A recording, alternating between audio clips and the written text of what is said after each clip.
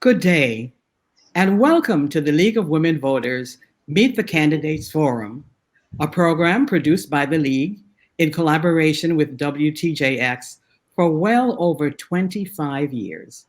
I'm Dr. Gwen-Marie Moolenaar, President of the League of Women Voters, and I will serve as the moderator for today's program.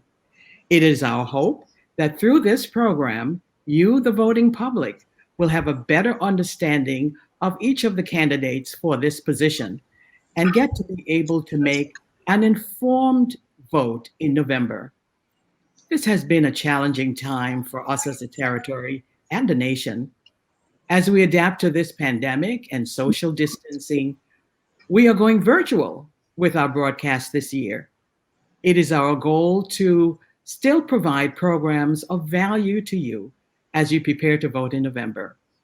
With me today are two people running for the position of senator in the St. Thomas District. Thank you, candidates, for being here. Candidates, you've been informed in advance of the guidelines for the program. After briefly introducing yourselves, I will pose questions of timely interest to the public. The first responder will be rotated. 90 seconds will be the response time for most of the questions, unless so indicated in advance. So let's begin with your brief introductions of each other. Please state your name, your ballot number, and political affiliation, if any. Starting with Senator Frett-Gregory. Well, good afternoon, today. It's a pleasure here. This is your Senator, Donna Frett-Gregory, and I am number 7 ballot. I'm also Democratic candidate, so I'm happy to be here today. Great, thank you. Now, Mr. Ray Fonseca. Pleasant good afternoon, good day, my fellow Virgin Islanders. I am Ray Fonseca. I'm an independent candidate for the 34th Legislature. We are number 6 on the ballot. Thank you. Great. So our first question asks why you think you should be elected to the position of the 34th Legislature. And so this is one of those questions that the response time is longer, and you will have actually 2 minutes each to convince the voters that you should be the one elected for the position. So, Mr. Fonseca, in both St. Thomas and St. Croix districts, only one seat has been vacated. So you have to replace an incumbent to be elected. You may have to replace. So explain what qualities, training, experience, and expertise you have that makes you best suited for this position, and even unseat an incumbent if necessary. 2 minutes. Well, thank you very much, Dr. Moolenaar. I'd like to begin by telling you a little bit about me and my background. I was born in St. Thomas neighborhood, in the Savon neighborhood, to parents who came from Tortola. And I attended the public school system. I graduated from Eudora Ken High School. I went on to Florida State University. You know, I earned a full scholarship. So I got a bachelor's degree in management, hotel administration, also in accounting. And then I later went on to study at the University of the Virgin Islands, and I earned a master's in business administration. Most of my professional life has been spent working for the federal government at the local Virgin Islands Housing Authority, VHA. So I started working as an auditor. I became assistant accounting supervisor. I worked my way up to the accounting supervisor. I became the deputy director, and then I became the director. Eventually, over a period of 17 years, I worked my way up from an auditor all the way to the chief executive officer. I spent some time in the Virgin Islands Department of Health as the chief of staff for the Commissioner of Health. As a matter of fact, it was in that particular position that I was privileged and honored to have met our Honorable Senator Donna Frett-Gregory. We both worked together on the third-party fiduciary situation where the federal government was, taking control of the management, et cetera, of the health funds, the human services, and education funds. Well, I'm indeed excited. your 2 minutes are up, Senator. 2 minutes, Mr. Fonseca, 2 minutes go very, very fast. Yes. So, Senator Frett-Gregory, on St. Thomas and St. Croix, only one seat has been vacated. So many of the challengers are hoping to unseat. So many of the challengers are hoping to unseat an incumbent. What have been your major accomplishments over the past 2 years that support your being retained in your position as senator? You also have 2 minutes. Thank you for the question. And over the past 2 years, of course, I was given an opportunity to become a senator in 2018, and I've served in the 33rd legislature for the past 19 months. And during that time, I have moved well over 20 pieces of legislation. My legislation has focused on education, economy, WAPA, DRS, healthcare. And I plan on really continuing to focus on those agendas. It's so important for us to focus on those agendas because those are the bread and butter issues that's associated with what needs to happen here in the territory. So if I am reelected, I plan to continue to focus on those areas. Education reform is critical. Of course, we have the elephant in the room, which is the government employees retirement system. Requires leaders who are really going to stop and really focus on the issues associated with GRS. So if I were to say what I've done is I have worked diligently. I've hit the ground running since I've been elected as a senator in the 33rd legislature. Thank you. And so now on to our first question for our discussion today. And that's the fact that in November, on the ballot, there's going to be a question about a referendum. And the referendum question asks whether the voter thinks we should have we should adopt the revised Organic Act as the Constitution for the Virgin Islands or parts of it. So what is your opinion, Senator, on the referendum question? And how would you advise voters about this referendum question? Well, of course, the legislation was approved and voted up by the 33rd legislature to, in fact, have the referendum on this upcoming ballot. And I'm in full support of us determining what we want to look like from a constitutional perspective.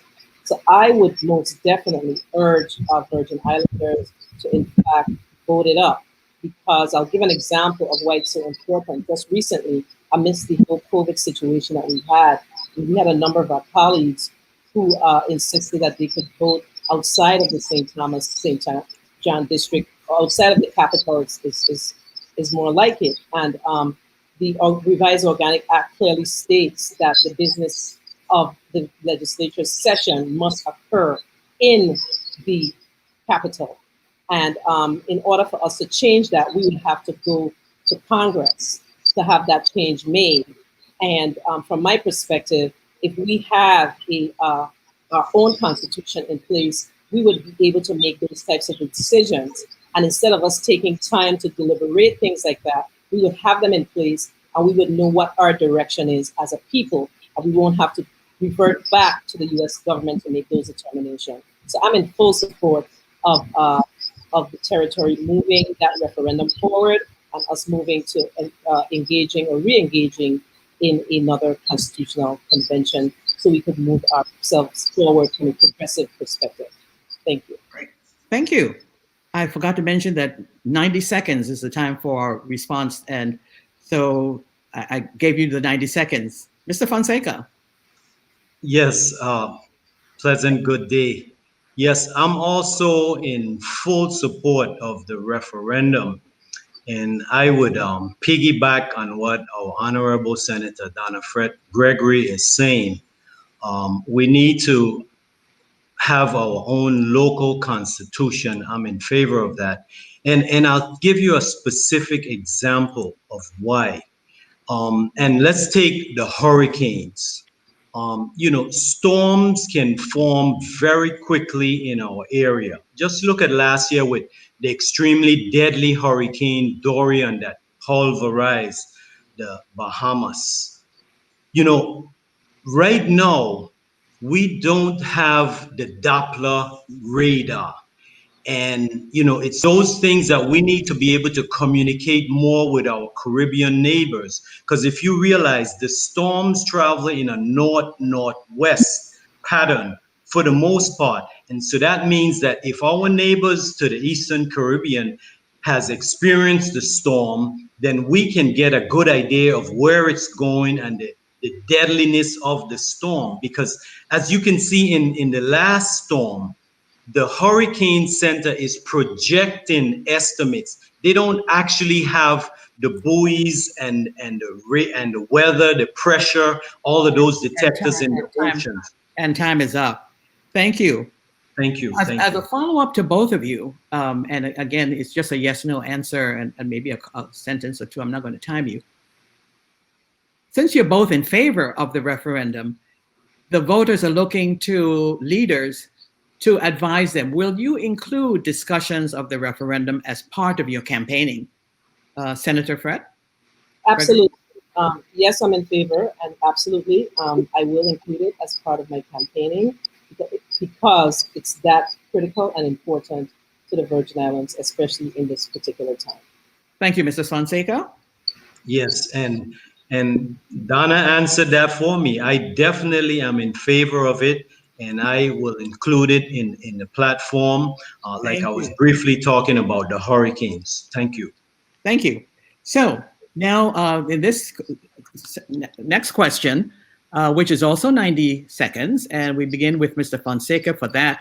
The COVID-19 pandemic has reaffirmed our fears of the territory being a one commodity economy, tourism, making us economically vulnerable. So can you identify, Mr. Fonseca, two industries that could diversify our economy or reduce our vulnerability? And in addition to identifying those, can you then state and explain what would you do as a senator that would promote the development of these industries? 90 seconds. Yes. The first one would be called the tourist sales tax. Because Dr. Moolenaar and Donna, it's no secret that the Virgin Islands has been in a financial distress for years. There's constant talk about taxes and how we can earn more money to fix roads, education, all that we need. So we get about a little bit over 2 million visitors per year. They use our roads, they litter our streets, our beaches, and they require more security. And all of this must be paid by someone. So I'm certainly not saying we should detour tourism. Our islands depend on it. But I do believe tourists should help contribute for the use of our beautiful islands. So I propose a very low sales tax to be added on to food, restaurant food, beverages, purchases at bars, restaurant. And I further support the tax in a big box retailers like Home Depot and Kmart. Small retailers with less than a certain number of employees would be exempt. And it's only for tourists. So if you can produce proof of residency by using a local ID, a voter's registration, you would be exempt from the tax. This is where we get the tourists to help pay for the use of the islands. And let's say the average tourist spends $300 while visiting. Thank you, Mr. Fonseca. Thank you. Okay. Yes. And so, Senator Frett-Gregory. Same question, correct? Yes, same question. Do you need it? Well, amidst COVID, of course, we've learned a lot, and we definitely learned that we have to diversify our economy as Virgin Islanders and as leaders. And it's time that we begin to bring back a light manufacturing here in the Virgin Islands, particularly in the St. Croix district, as well as pharmaceuticals. We know that the U.S. is bringing back a lot of their manufacturing business out of China, and it's time that the Virgin Islands begin to seek out opportunities to get a piece of the pie. Also, the establishment of enterprise opportunity zones is so critical, particularly in the island district of St. Croix, and the expansion of the shipping ports here in the St. Thomas, St. John district. And as it relates to legislation, the legislation that we can propose, from my perspective, is we can work with the Economic Development Authority to begin the marketing. So basically, we would have to pump some dollars into EDA, the Economic Development Authority, to in fact allow them to go out and begin to market the Virgin Islands for these types of businesses to come to the territory. Great, thank you. And let me ask, this is going to be an untimed one, just a quick responses from you. WICO has indicated that it seeks to develop a large pier on St. Thomas to accommodate the mega ships, so that on any particular day, we could have maybe 15,000 or so visitors to our ports. So the question I would ask, do you think that success in tourism is dependent on numbers primarily? Can we think of other ways to make tourism successful without increasing vast numbers of people coming to the territory? Just quick response, Senator Frett-Gregory. Well, I think that the numbers are critical to tourism, but I believe that, based on what you just said as it relates to the expansion, we're going to have to really rethink that. We're really going to have to rethink that and do some economic analysis to determine what things are going to look like 10 years from now, 15 years from now, to determine whether or not the direction that we were initially going in is in fact the right direction. Because in fact, COVID-19 has changed a lot. And I'm not saying that COVID will remain forever. We pray not. But we still have to begin to do some retooling and begin to think about how we want things to look for the Virgin Islands in the future as far as tourism is in fact concerned. Thank you, Mr. Fonseca. Specifically with tourism, what I would like to see implemented is where we have the sports tourism and where we use the tax credits. Remember, the Virgin Islands is uniquely situated compared to all other states where we get our federal taxes back. So if we can encourage, let's say, a medical convention to come down here. For example, let's say it got 100 doctors. Yeah, Mr. Fonseca, Mr. Fonseca, I think you may have gotten a little over from what we were asking. We were asking in terms of numbers coming into the territory. Do we really want more and more and more tourists to come? But okay, well, we might be able to get back to that point a little bit later in the program, because we do have another discussion. More to me, is better. I was just giving you the example of the tourist tax, and I was giving you the particular number. So maybe I can just finish that up quickly. Because let's say they spend $300 while visiting, and this will, support my position why more will be better. At 5%. Excuse me. So you're saying that, if we were to summarize, that in certain instances more is better, is what? Yes, definitely. At 5% for 2 million, you would generate $30 million in economy with that particular tax. Okay, let's move on to the topic of crime, which has not abated, and we continue to see young men, women, and children being killed. So this is a two-part question. What do you see as the root causes of this epidemic of violence? And the second part is, what ideas do you have that would contribute to a lessening of the loss? So what are the root causes and a lessening of the cause? Mr. Fonseca, you begin this one first. Okay. 90 seconds. My platform goal is to have safer communities. So we will submit legislation to require that the Department of Education, in coordination with the Department of Public Works, begin to teach the trades in school, because we believe the lack of trade skills contributes to higher unemployment. and high unemployment leads to crime. We believe the government must offer more incentives to small private businesses to hire students, provide financial incentives to encourage more community-based organization, to provide rehabilitation programs so prosecutors and judges will have alternate remedies for offenders instead of mostly prison. You know, statistics show jail is expensive and does not solve community problems. So we need to invest more money in law enforcement, crime prevention measures such as security cameras. The Crime Stoppers program is excellent. We need to expand that with more financial incentives offered to those that offer more crime clues. So we would also offer legislation to invalidate leases and permit eviction of tenants that are in possession of illegal guns. Because, you know, the illegal guns, these killing machines, assassin machines, is part of our problem. And we hear them over and over in our communities. Thank you. These guns are meant for wars, not Thank for you. our people. Thank you.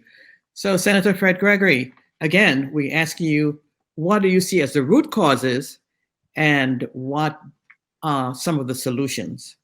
90 seconds. The root cause and much of what's happening here is lack of opportunity. We find that a lot of our young people don't necessarily have the opportunities that is afforded to them and that can be afforded to them, for lack of a better word. I think that we need to start with looking at our educational system and beginning to think about how we can reform our educational system.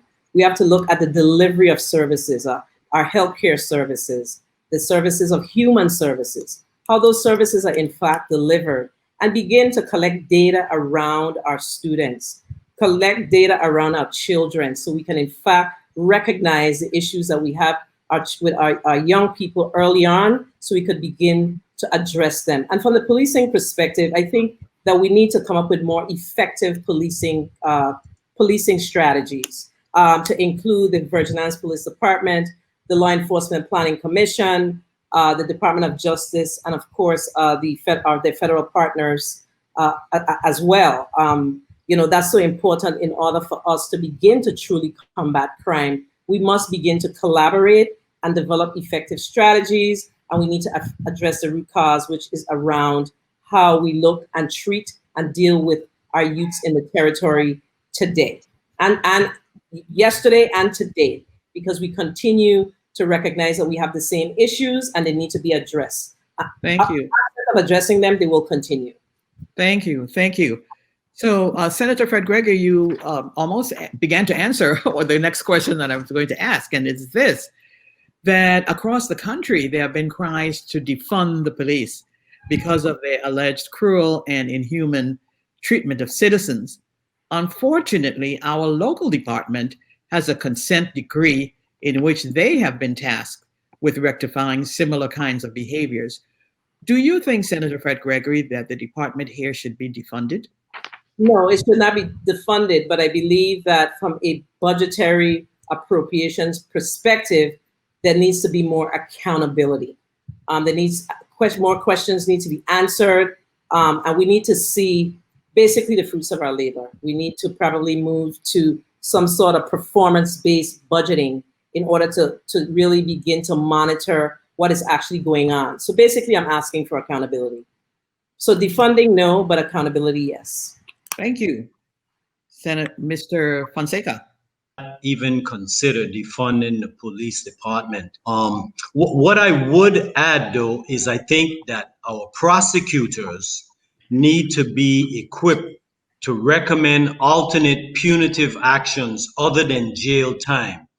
Give the prosecutors more discretion, provide more intervention for offenders. Because, you know, Dr. Moolenaar, a criminal record impacts one for their lifetime. It makes it more difficult to find a job, to seek education, or even obtain stable housing. So prosecutors should be equipped to recommend more community service for minor offenders and emphasize giving back to our community. And at home, we have to come back to our home. You know, our children must be taught more discipline and respect for elders and to cooperate with others. Our kids must learn more patience, dedication, and adaptability, persistence. There's too much lack of discipline and excess crime in our community. Thank you. Oh, you Thank finished early. That was good. Okay, let's turn to GERS. You know that was about to come up sooner or later, right? And I'm going to give you 4 ideas that have come forward from different areas in the community, and I'm going to ask you to rate these ideas. Or how would you rank them? UBI Professor Gerard Emanuel suggested that we consider using a 14-cent tax on gasoline to contribute to GERS. So that's one. He also suggested, the second, that we should restructure the Diageo benefits, and that way we can save ourselves more money. Thirdly, the governor has suggested a significant loan. And fourthly, the governor suggested refinance our debt. So looking at these 4 areas, how would you rate these ideas in terms of their ability to make a dent in our GERS crisis? And we begin with you, Mr. Fonseca. Okay, definitely yes. The gasoline tax, as a matter of fact, that is part of the Fonseca plan. I would even go a little bit further because right now the gasoline tax goes to WAPA. And after I'm elected in November and I'm able to implement the Fonseca 5-step plan to fix WAPA, WAPA would be a more efficient agency. And so I am recommending that we take that whole gasoline tax subsidy and give it to the GERS. Now, I'm going to be very brief on this because my platform is about 35 pages on GERS alone. So here's what we do. And I also agree with restructuring the bonds because, like I told you, for the last 2 years, the Mosda Fonseca plan said specifically to restructure the United States Virgin Islands bonds to reduce interest by $30 million per year.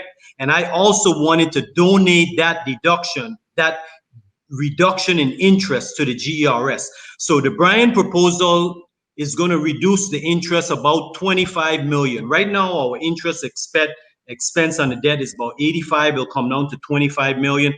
That savings, I'm saying to give that savings to the GERS plus the gasoline tax revenue.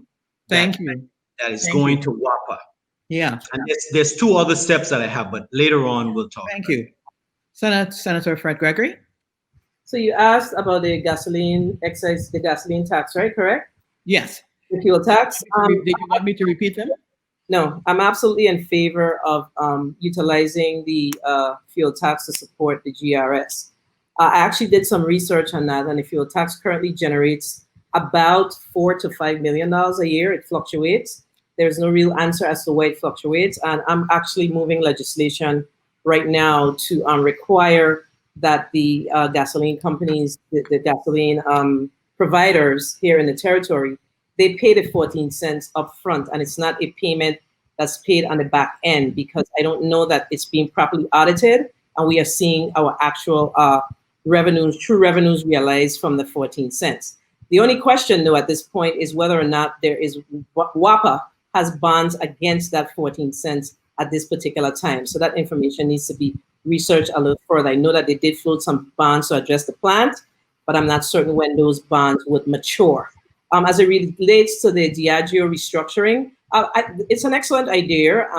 Nothing is wrong with reopening the conversation with the rum companies, but of course we have to be very careful with opening those conversations with the rum companies. I think what would be more beneficial for us is to go out and seek another rum company to support the GERS here in the Virgin Islands. And of course, as it relates to the governor's, the loan of refunding the bonds, the refunding of the bonds conversation, create a lot of discussion late last week.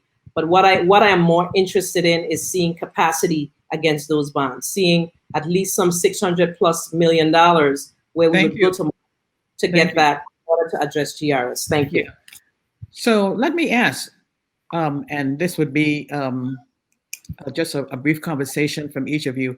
In addition to those points that we just identified, is there anything in your platform that's different regarding GERS that you wanted to tout at this time? So, Senator Frett-Gregory? Yes, this is a hard pill that we're going to have to swallow, but, we continue to talk about funding around GERS, but funding is not the only issue. The government employees retirement system requires restructuring. And in order for us to truly, whether we receive additional funding tomorrow, we must restructure the system.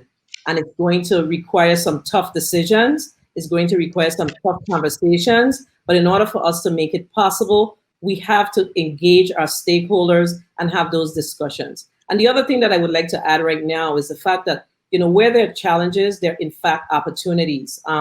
Right now, we've seen a reduction in government expenses. And as we look to the 2021 budget of this territory, we need to begin to set aside a line item of our 2021 budget to address funding the GRS in a more meaningful way. Thank you. And Senator Fonseca? Mr. Yes, Fonseca. and thank you. I wholeheartedly agree with the Honorable Senator Donna Frett-Gregory, and I can't wait to get the opportunity to be able to serve alongside her as we permanently fix the GERS. So real quickly, here's it. According to Siegel, the GERS actuary, in 2017, the projected shortfall was 185 million. In 2018, the shortfall was 194 million. We're projecting 2019 is about 200. So that's about $581 million. So here's what we do. We float the $600 million bonds. We're going to take the $5 million that the Honorable Senator just mentioned that comes from the gasoline tax, and the $25 million that the governor is on the radio today saying is a tax saving, which was what we've been saying all along, and we'll amortize that $600 million to give the GERS the life, according to the actuary, for about 4 more years. And then what we do is we'll implement the permanent solution with the GERS. And what we're going to do is we're going to create a tier 3. To solve the GERS long term, we must have much larger members contributing to the system compared to those receiving benefits. So my plan proposes the legislature change the law and open up the GERS to more Virgin Islands and create a tier 3 retirement plan for all new government employees and to include the private sector employees. This will ensure many private sector employees have better retirement benefits and also, very important, health insurance, because the GERS plan comes with health insurance until you're 65, when you can go over into the Medicaid system. So that is the solution for the GERS. Okay, great. Thank you. And we're going to move on to the next question of education. Are there any key issues in education that you would like to influence if you were re-elected to the 34th legislature? And we start with you, Mr. Fonseca. Yes, and thank you for that question, because Dr. Moolenaar, here is where my campaign is uniquely different from all the other candidates, because education is where we start. We must immediately teach entrepreneurship to our youths. We need to teach the youths about managing credit cards, how to buy a home with a mortgage. Teach them about a personal loan and how to get a high credit score. Teach what is lost opportunity costs, net worth, and the magic of compound interest. Teach the youth how to save money and spend less.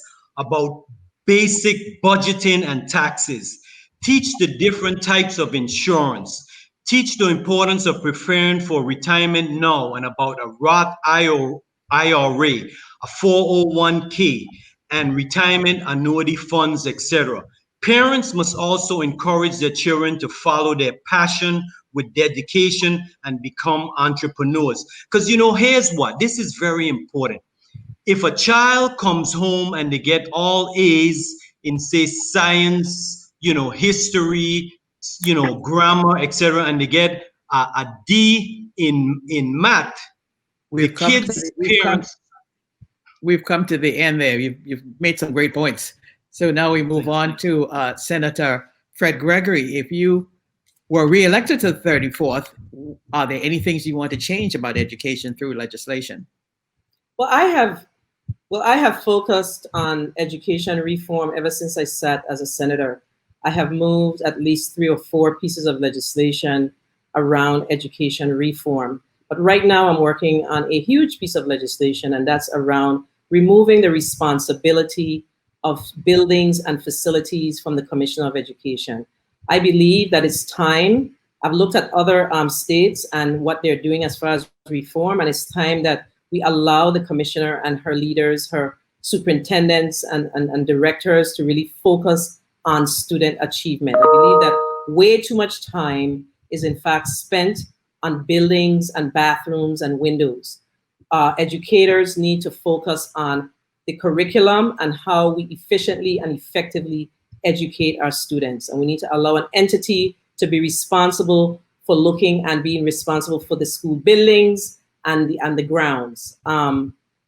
Reform is critical to education. We could talk education all day, but if we don't really sit down and begin to address reform, we're not going to find ourselves being in a much better place. Thank you. And so let's talk about something the League has been asking every year. We've been doing this for 25 years, and I can tell you without failure that we have asked the same question every year. And the reason we have had to ask it every year is that nothing has happened. And we have been without a land and water use plan. And we asked each senator, and we're going to ask again this year. Hopefully we won't have to ask it for the 35th legislature. And that is, what can you do to get us a land and water use plan? Senate, and maybe it's not important. Do you think it's important, Senator? Because we have to. There must be some level of order as to how things are done here, especially when we're dealing with buildings and new opportunities. But I will say I'm happy to report that one of my colleagues in the 33rd legislature actually, I'm not sure if she moved it already, but is in fact moving the land and water use plan requirement for DPNR and giving them specific timelines around it. So the 33rd legislature has been on the move, and that particular piece of legislation is moving. And of course, she's not running for office again. So most definitely, if it doesn't come up in this 33rd legislature, I will take the responsibility of taking it on. Absolutely. Mr. Fonseca. Mr. Fonseca. Yes. And, I also agree with our Honorable Senator Donna Frett-Gregory. And, I'm just, waiting for the opportunity, if elected on November 3rd, to be able to serve along with her as my colleague so that we can, in fact, move the water use plan. My particular platform talks about drafting a 15-year plan, because there's a lot of things that we need to accomplish, and water use, all of those things are important. You've been hearing just the other day where people are, attempting to fence off access to the beaches, et cetera, et cetera. That comes up, the coastal zone issues. Sometimes it's a lot to get an approval. And so we need a comprehensive land and water use plan. And I would love the opportunity to serve with my colleague, serve as a colleague of Donna Frett-Gregory so that we can push that legislation forward. Thank you. Great. Thank you. So hopefully in the 35th, we won't have to ask this question again. We can retire it. Let's look at this issue. In both the previous administration and the current administration, there have been concerns regarding alleged nepotism. So, the question to both of you: what can you do as a senator to address this concern? And we begin with you, Mr. Fonseca. Okay. Well, it all starts with an accountability and transparency. I don't have a problem hiring a family member as long as it's not illegal, as long as they're qualified and they come with the experience and all of the prerequisites. I do have a problem though when you award a contract to a family member and you have a commissioner actually going on the radio, first stating that that person is qualified, and then later we find out that they didn't have a business license, et cetera, et cetera. So nepotism is a problem. There's a lot of it, there's a lot of jingles, those little songs in the campaign that alleges this and that. But that's something that we have to tighten up. But we do want to give our youths an opportunity to advance, because that's one of the core reasons why I'm running for office, because our children go away and find opportunities in the States and never return home. So we need to encourage our youth to return home, because this is the best place in the world. Thank you. Great. Thank you. Senator Frett-Gregory.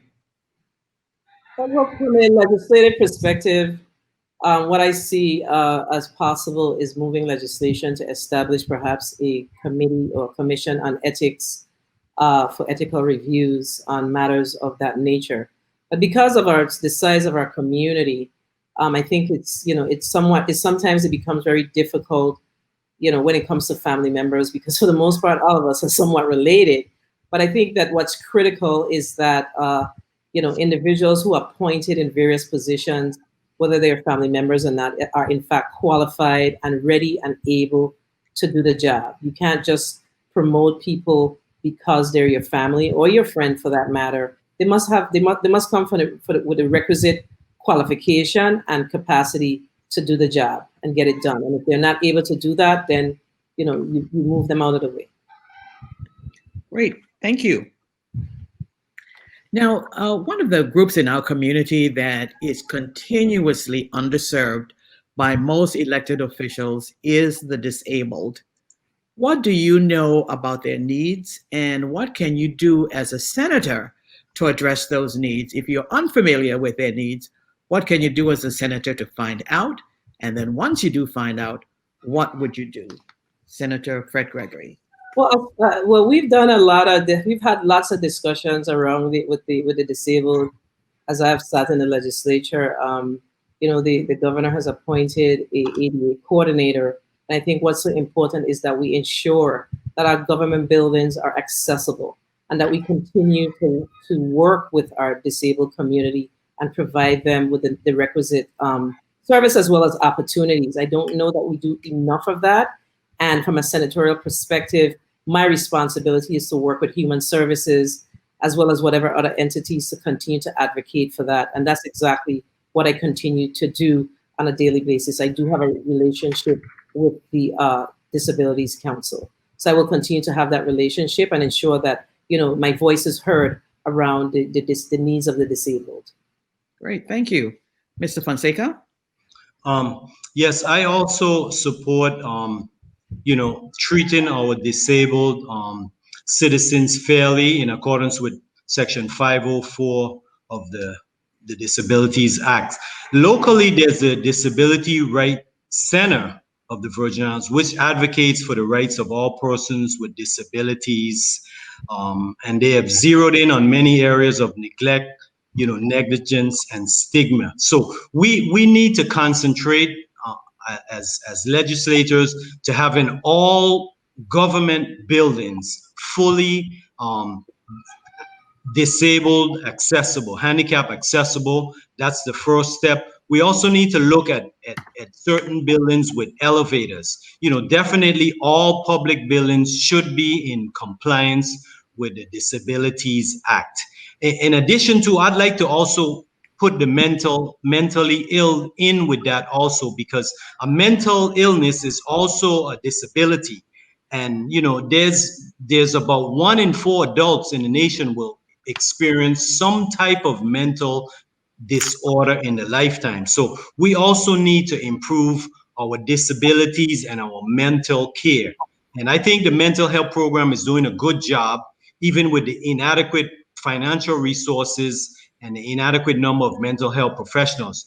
But we need a little bit more specialty staff training. We need more people that's specially trained in the mentally ill and in the disability areas. Thank you. Thank you. Thank you.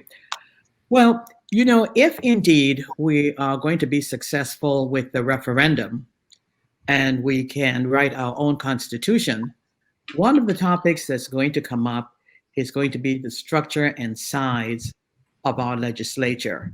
This has been on the drawing board for a number of years, as you both know, and most recently through an initiative that did not pass, unfortunately.